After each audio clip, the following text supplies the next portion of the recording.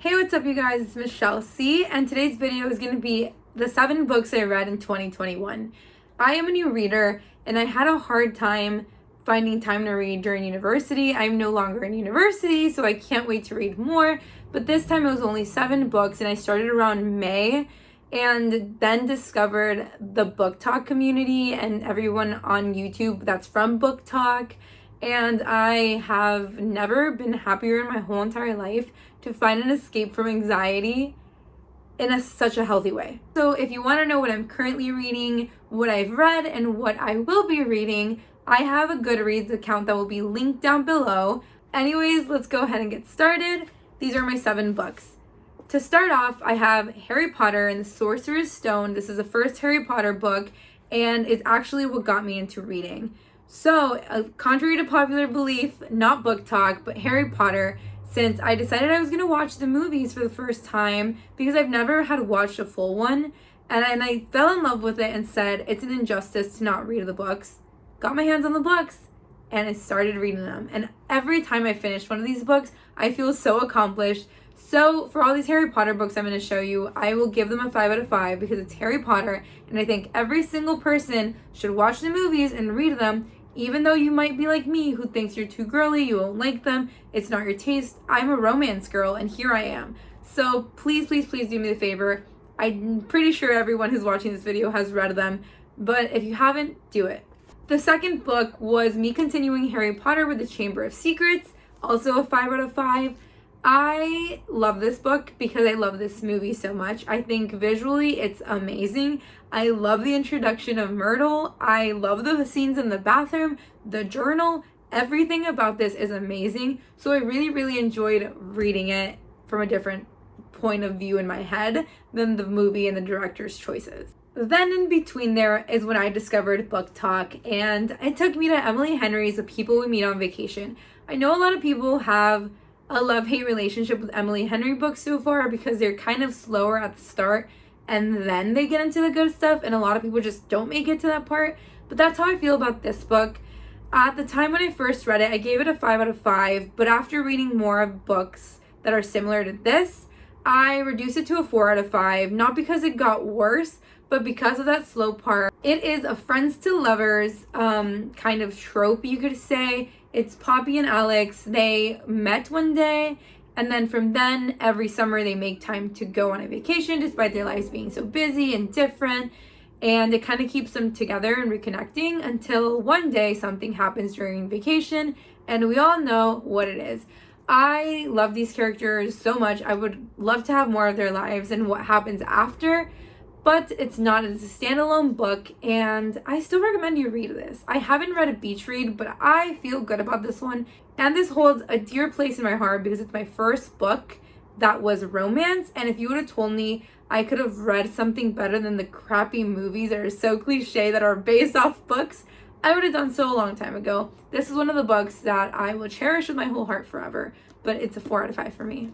Then I went back to Harry Potter. This is the 3rd book, Prisoner of Azkaban, and again, 5 out of 5. I really don't know what to say about these books other than I enjoyed them, I recommend them, and out of the 3 that I've read so far, this has been the least memorable because I just have such a vivid memory of the film that it's really hard to find differences or like appreciate this as much as I should. The next book is a trilogy, and it is by Holly Jackson, A Good Girl's Guide to Murder, and I cannot tell you how much I love this book, and I'm so excited to read the other 2. I already purchased them because I literally could not wait. This is definitely a 5 out of 5 for me. It is a thriller, mystery. I kept me on my toes the whole time. There's a point where I started feeling panic being at home because of like the suspense.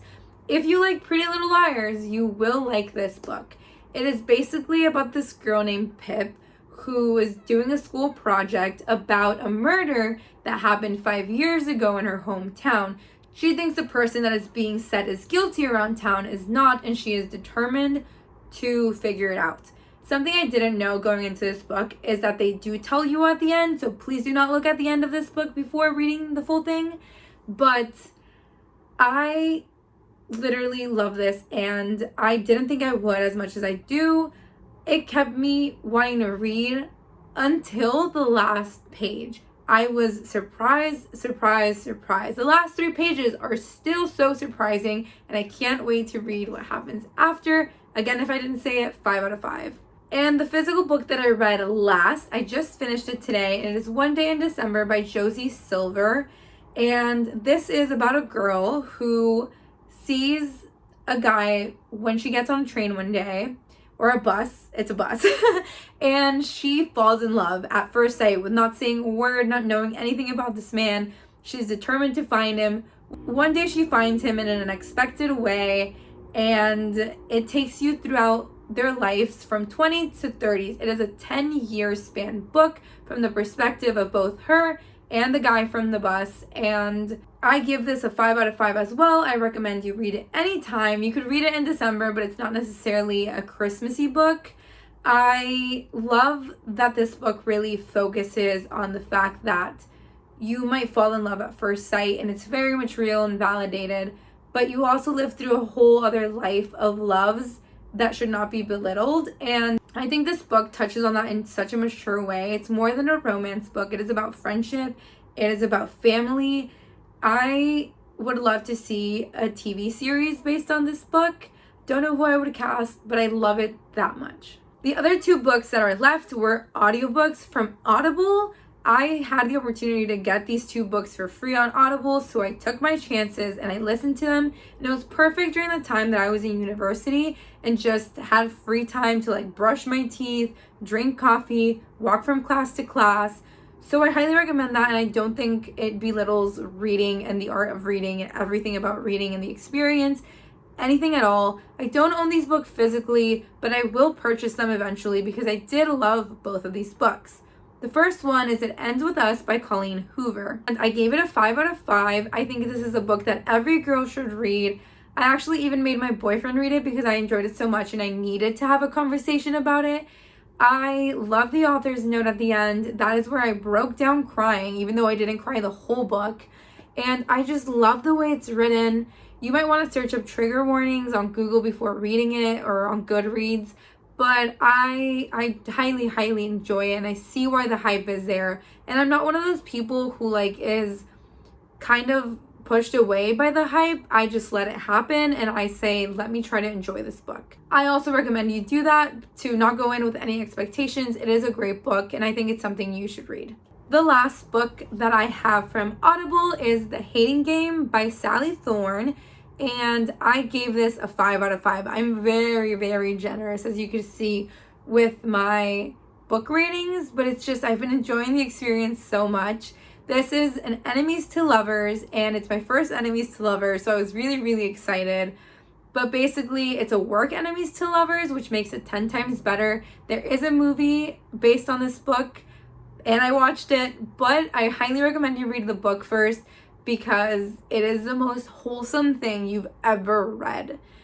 Probably better things out there, but to me it holds a special place in my heart. The cover of the book is so beautiful, and it's just fun to see it adapted into a movie. So if you're gonna stumble across a movie one day, read the book first. That is it for today's video. I really hope you enjoyed. I know these aren't super unique books, but if you just started reading like I had, I think this is a good place to start. I started this way, so of course I'm gonna say that.